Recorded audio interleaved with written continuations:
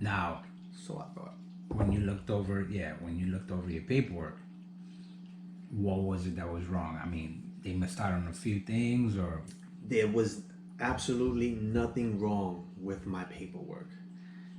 What was wrong was the people that were reviewing it weren't seeing the information that they needed. It was always there. They just, So I mean, my file, I'm gonna say it was about this big. good 10 inches long.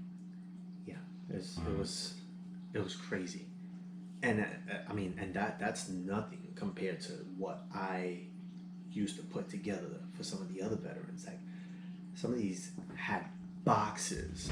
You're talking about a Marine with just 32 facial reconstructive surgeries. That's just the face. It's not talking about what they did when they amputated, how many times they had to go back in there, grind down stubs. Like some of these Marines underwent 50, 60 surgeries. They have boxes, and I helped put all of that together, and these guys did well. I had this. That to me was a joke. The average veteran might see that now and be like, holy shit. No, that was a joke, but it was squared away. And it was just the reviewing officers were missing out. They were skipping over the information. And my appeal, me thinking like, hey, I'm squared away. This is what I did. This is what I did for the Marine Corps for 4.5 years. I've helped several. I had privates, lance corporals, captains, majors. I even had a colonel that I did his, and I stress it like that because you're talking about like a full bird colonel that he took his case and put that on like my team, like trusted me with it, and he came back victorious. So I'm thinking like, there's no doubt that mine is gonna be, it's gonna be a 1, 2, 3, and that's not what happened, because it was about 4 years and 7 months it took To get to 100. for me to get to 100, and it was just a simple fact of not even it was a visit, like the last CMP doctor that I saw, and I explained to him, this is the information you need, this is where it is, look at it, read it. He did it, and he looked at me and said, I don't understand how this was drawn out for so long. And he finalized it right there, and that's how I knew I was gonna get my 100. Now, another one of the greatest reasons why I wanted to put you on to this interview was not only did you win back an appeal that you got a huge retro. Yes. For 4.5 years. That was a big retro. A lot of guys tend to ask, should I pursue an appeal? And it's hard to win an appeal. Like, for instance, my case, I put in an appeal, but then I also went with the increase. But because I got my increase in such a short period of time, for me to put in an appeal to like go to the VBA for 6 months of retro made no sense to me, Right, because they could have came back and dropped. Yeah, they could have dropped my. But yours was such a strong case, which a lot of people, I tell them, you have to think about the bigger picture. Right. Your bigger picture was a lot worth more than my bigger picture, because I tell guys, 6 months, don't be greedy. Yeah. But yeah. with yours was not only it wasn't greedy. It was more of more of a 4.5 years that they did you wrong. But it was something. What was it that you had explained to me that they completely missed out on? It was something in the beginning from MEPS. Right. So they were saying that the diagnosis I was given for my feet bilateral weren't service connected. that so essentially saying that, you know, I came into the military, you know, with the claw feet, what is it called? This claw feet, Cavis. Cavis foot, and yeah, you can tell them, no, I wasn't, but you know, who doesn't say that, right? So I was telling them, you know, look at, you know, everyone knows the test that they perform on us before we come in, right? In MEPS, right? And you don't understand it until you get in a position the way we were. Why that's so important, right? Because the saying is, you know, if we break you, we gotta fix you. They don't want to fix you if they didn't break you, right? They don't want to pay you for the rest of your life if they weren't the ones that broke you, right? So that MEPS exam, like, they don't play with that thing.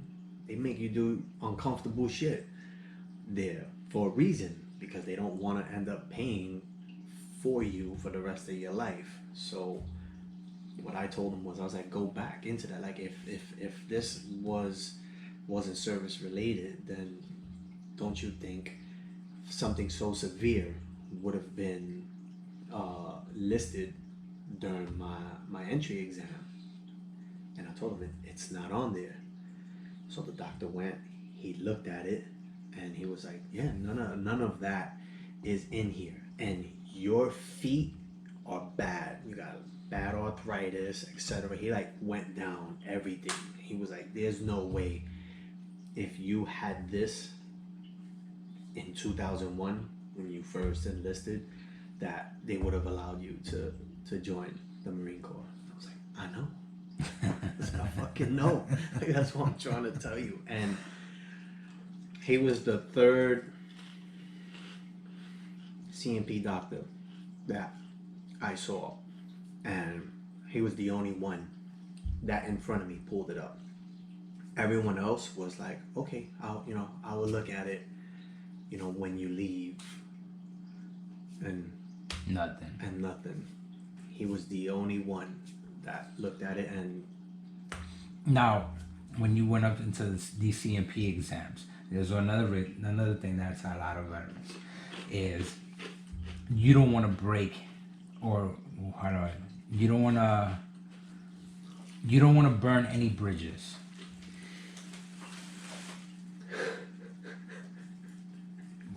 fucking garbage is moving.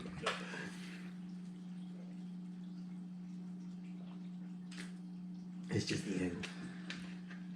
So what I tell a lot of veterans is you don't want to burn any bridges. Yep. And that goes with any medical doctor that you go and see, because if you give them the attitude, they're not going to want to help you.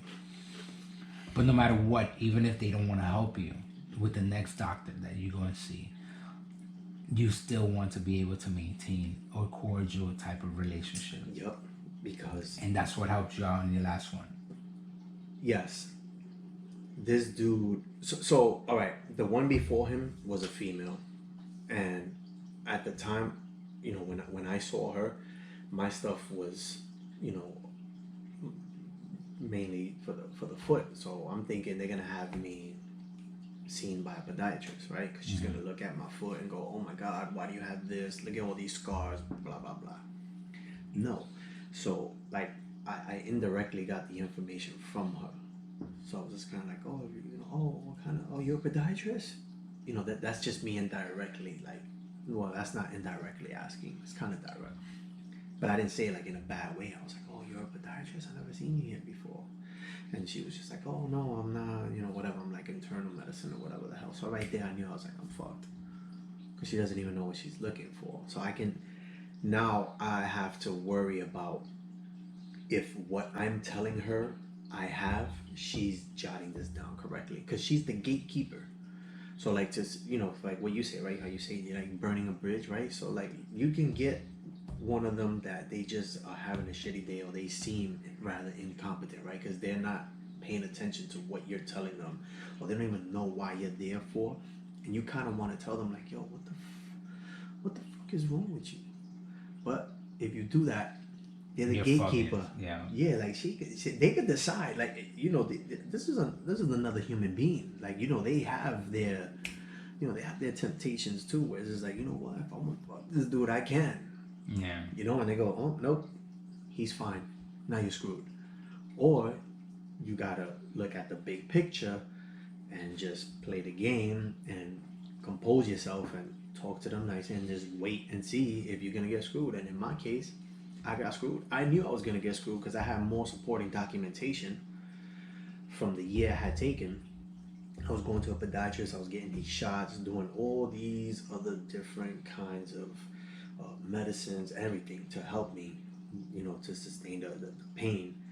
And I told her, I was like, here's my more supporting documentation for this case. And she was like, no, that's fine. I don't need that. So I was kind of like, you don't need this? Hell yeah, you need this. This is more supporting documentation. This is years worth, more reasons as to why you guys need to fix my rating.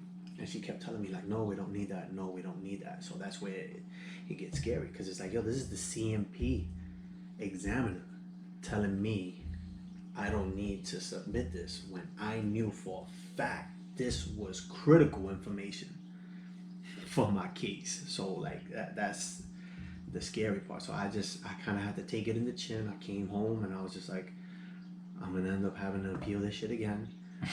And at the time they were like, oh well, now since we're losing VA workers, and now it's gonna go up to 2-year minimum before you get something back on an appeal. But for me, I was just looking at the big picture, because I was like, I knew I was correct. I knew my paperwork was squared away.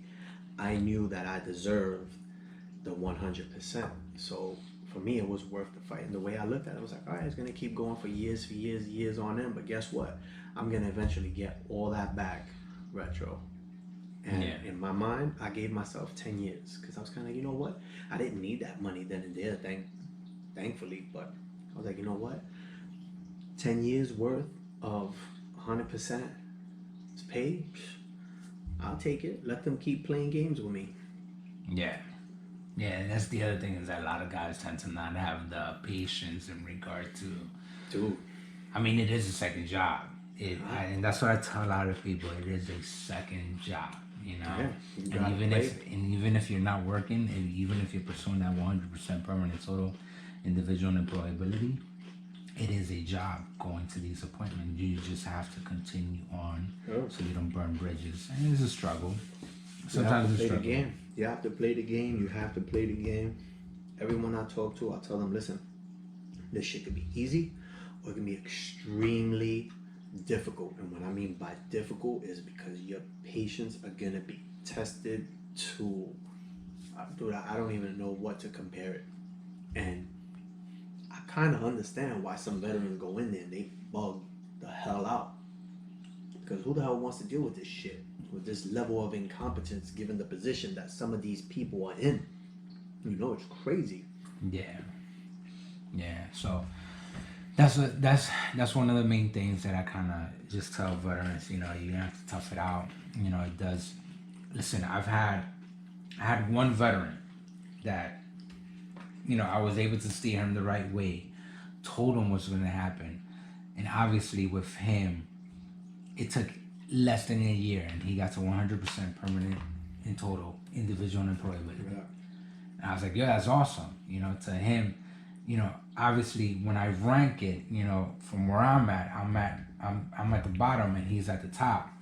But that's the beautiful thing about it, is with this whole thing, is that you want them to get to that level where they're supposed to be, right? Because every veteran is a different 100. Now we're not all the same. So, and then there's others that I have another veteran that he went from 10% to 30% to 80%, but he's at what, we're going on 3 years now. 3 years. He's trying to get to 100%, but life sometimes tends to happen. And there's other things with the job and other things with, with the VA itself, rotation with, providers. You just have to play the game, and people don't understand that at all. It is what it is at this point.